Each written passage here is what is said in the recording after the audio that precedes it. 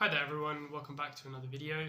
So this is the last day of my week. I'm on weekend on Monday and Tuesday.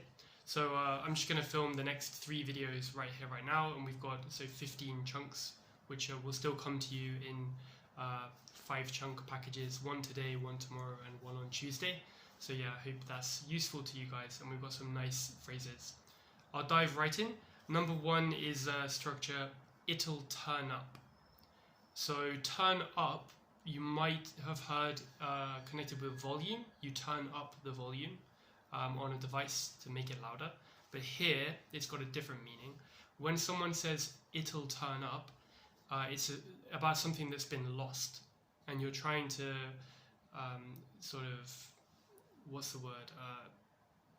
Make someone feel better by kind of encouraging them, oh, don't worry, don't worry. So for example, if I'm looking for my phone, I could say, oh, I just can't find it. I'm sure I put it somewhere around here.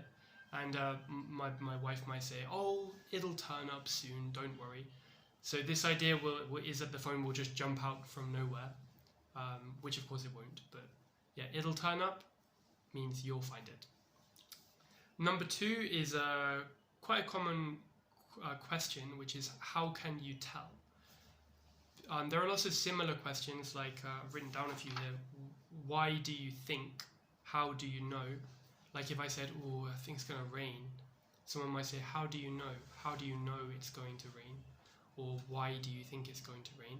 But a really common question to ask is, how can you tell?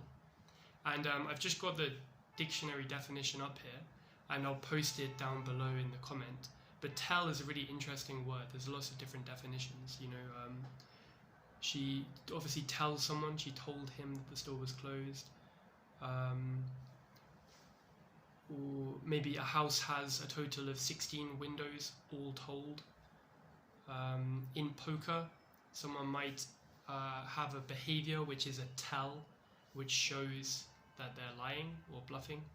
But yeah, here is meaning number, let's see, on this list, meaning number 2 of the transitive verb, bit of grammar for you, is to discover by observation. So when I ask how can you tell, it's like, what made you think that, or how did you notice? How can you tell it's going to rain later? I think I'm going to pass this exam. Oh, how can you tell? You haven't done it yet. Oh, because I've prepped really well. I'm sure I'm going to do well. Number 3 is a question, is there any chance? It's just asking, is something possible? Is there a chance? But a really common chunk is this one here, is there any chance? Is there any chance you could come and help me with something? Is there any chance you'll be able to come to the cinema tomorrow instead of today?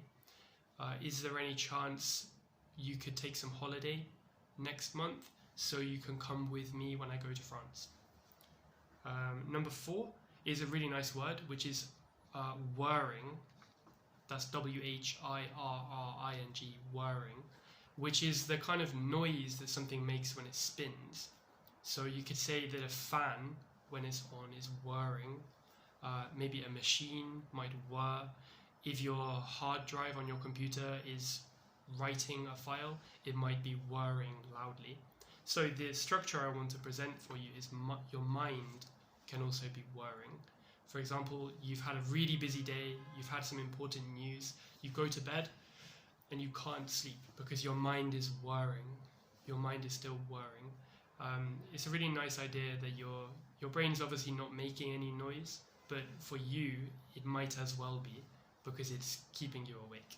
So your mind might be whirring. And number 5 is to drink moderately. It's easy to say if you drink too much, then you'll be sick. Or if you only drink a little bit because you don't like alcohol, that's quite a simple structure, drink a little bit. But drink moderately is a common collocation. So if you only have a beer a couple of evenings a week, or you have a glass of wine with a meal at the weekend, that would be drinking moderately, which is generally considered to be sort of healthy or allowed. Yeah, so those are the first 5 structures from today. I hope that's helpful.